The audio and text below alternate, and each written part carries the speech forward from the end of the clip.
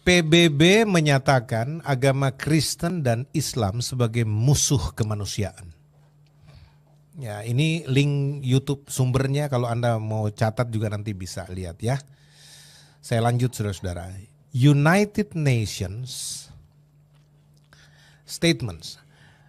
Pertama, PBB mengatakan bahwa gereja Kristen atau agama Kristen dan agama Islam adalah musuh hak asasi manusia. PBB mengatakan bahwa akan menjadi agama dunia yang memberlakukan hukum kemanusiaan, bukan spiritual, sehingga dunia tidak tunduk pada doktrin Kristen, sehingga mereka tidak dapat memaksakan hukum-hukum spiritualnya. Ketiga, PBB menyatakan bahwa prinsip dan deklarasinya berfungsi sebagai agama dunia untuk mengendalikan umat manusia. Dalam proyek ID 2020 mereka mengatakan bahwa adalah wajib menyudutkan umat Kristen untuk memisahkan keyakinan dan iman mereka agar mereka tidak dapat terus memenangkan lebih banyak nyawa untuk doktrin agama mereka. Kita harus mengambil kekuasaan dari mereka sebab umat Kristiani dan Islam telah melakukan kejahatan terhadap kesetaraan gender dengan melarang hak asasi mereka. Mereka para pemercaya Kristus dan penganut agama spiritual adalah musuh kemanusiaan. Proyek ini dideklarasikan pada tahun 2000 dan sebagian mulai diterapkan pada tahun 2006. Dan digunakan sepenuhnya pada tahun 2020 sebagai hukum persamaan hak. Menurut PBB, dengan agama dunianya yang akan datang, mengatakan bahwa gereja Kristen dan lembaga keagamaan spiritual lainnya ingin mengindoktrinasi kelompok LGBT, ya, lesbian, gay, dan lain-lainnya untuk melucuti hak mereka, agar beralih ke dalam kekristenan dan memaksa mereka untuk melepaskan hak mereka. Mereka mengatakan bahwa itu adalah diskriminasi terhadap ideologi mereka. Bahwa orang Kristen tidak mengizinkan aborsi atau perceraian karena hukum mereka melarangnya. Dan mereka tidak menerima poligami di antara kejahatan lainnya. Dan ini melanggar hak-hak mereka menurut PBB. Demikian pula dengan Islam yang sangat masif menolak LGBT dan aborsi serta melakukan diskriminasi gender secara ekstrim dan konsisten. PBB mengatakan bahwa mereka akan menjadi agama sejati yang memungkinkan warga dunia bahagia dengan cara yang mereka inginkan untuk menjalani kehidupan di bawah tatanan dunia baru, New World Order, di bawah agama humanistik.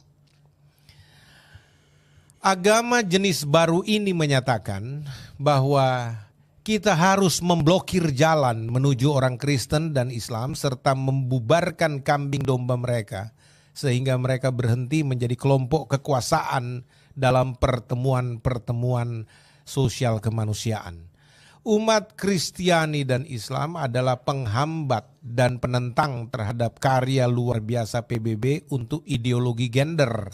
Dan inilah saatnya untuk merampas hak-hak mereka, untuk membentuk sebuah agama dengan hak humanistik, konstitusional, dan moral, bukan spiritual.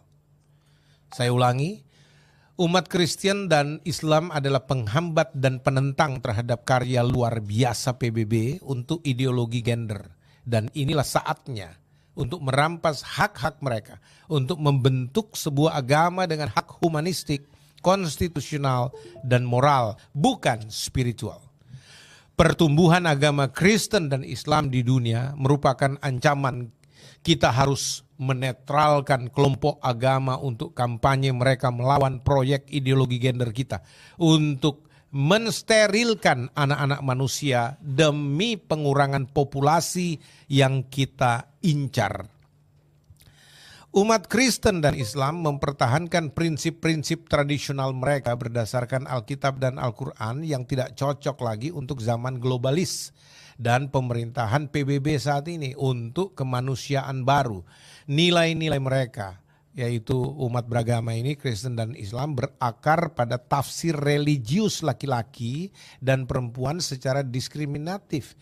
Karena tidak ada yang bisa memindahkan mereka dari konsep mereka dan mereka tidak menerima perkawinan sesama jenis. Dan ini melemahkan hak-hak mereka. PBB mengatakan bahwa gereja Kristen dan umat Islam harus bergabung dengan mereka untuk membela hak asasi manusia tanpa pandang bulu dan agar aborsi dan komunitas LGBT dilegalkan. Dan mereka serta agama-agama lainnya harus menyatakan untuk tidak lagi melakukan penolakan dan penghakiman terhadap kaum LGBT, living together atau kumpul kebo dalam bahasa Indonesia, dan aborsi serta kawin cerai sesuka mereka, dan menganggapnya sebagai kejahatan rasial dan pelanggaran hak gender. Ya, PBB menyatakan bahwa kejahatan besar ada di Amerika Latin karena mereka tidak menyerahkan pada apa yang dikatakan Alkitab, dan interpretasi ini bukan untuk zaman globalis ini. Kami telah melakukan pekerjaan gigih sehingga kelompok Kristen tidak memusatkan banyak orang. Kami memutuskan untuk menghalangi jalan mereka untuk mengubahnya, untuk menghalangi jalan mereka untuk mengubahnya, untuk melihat reaksi mereka terhadap kesepakatan, dan untuk memecah belah dalam iman mereka sendiri, untuk bekerja untuk bagian yang paling rentan. Ini adalah doktrin ular, unifikasi luar biasa agama dan ras. Ya, doktrin ular adalah singkatan dari unifikasi luar biasa agama dan ras untuk memerintah. Ya, ini memperjelas sejumlah besar kelompok agama baru dengan filosofi kami untuk mendukung keputusan kami.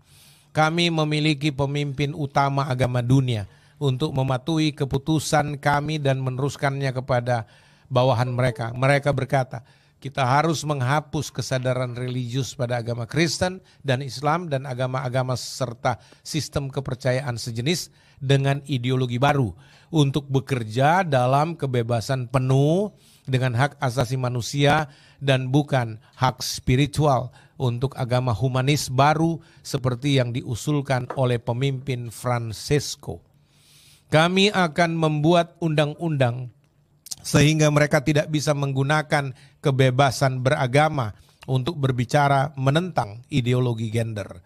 PBB menegaskan kembali, gereja Kristen dan agama-agama dunia tidak punya pilihan selain menerima posisi kami. Karena ini akan menjadi sistem yang akan diterapkan dalam proyek ID 2020 untuk menghancurkan musuh kita, dan mereka akan terikat di bawah hukum. Dengan proyek ini, kami akan dapat melaksanakan aborsi secara masif dan menetralkan pertumbuhan global umat manusia di seluruh dunia melalui homoseksualisme dan lesbianisme. Dan kami akan memvaksinasi anak-anak dan remaja serta pemuda-pemudi sehingga hanya 10% anak yang lahir untuk pengurangan yang adil. Kami akan menyatakan bahwa gereja Kristen adalah tantangan berat yang akan kami atasi karena kami sudah memukulnya dengan keras dalam ketidaktahuannya.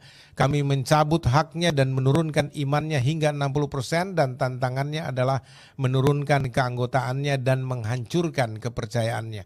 Kami akan mencabut hak-hak agama mereka dan mereka akan tunduk pada undang-undang baru atau mereka akan lenyap. Kami tidak akan setuju dengan mereka. Kami hanya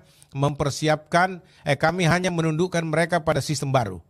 Ya, tujuan kami adalah mempersiapkan 1.000 juta lesbian dan 1.500 juta homoseksual untuk mencegah kelahiran 5.000 juta anak dan menyebabkan kematian 500 juta orang melalui virus, epidemik, pandemik, dan manipulasi lainnya yang tidak akan kami nyatakan untuk saat ini.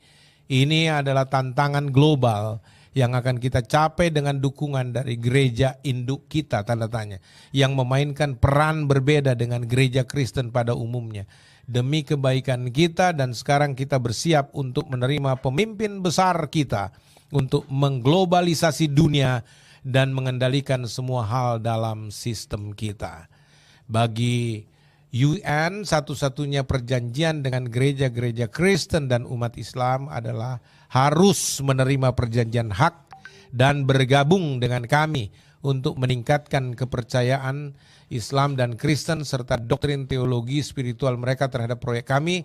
Jika tidak, kami tidak akan membiarkannya berlalu dengan merdeka. Kita akan menerapkan hukum humanistik secara penuh terhadap prinsip-prinsip agama yang akan ditiadakan dan dibuang. Karena sudah waktunya untuk mengontrol kemanusiaan dan agama humanistik. Kita akan membawa solusi agama melalui PBB dengan satu agama humanis sedunia. Saudara-saudara terkasih, ini adalah peringatan bagi seluruh gereja-gereja Tuhan di mana para prajurit Kristus harus sadar bahwa waktunya antikristus siap dinyatakan telah tiba. Ini adalah artikel yang harus dibaca.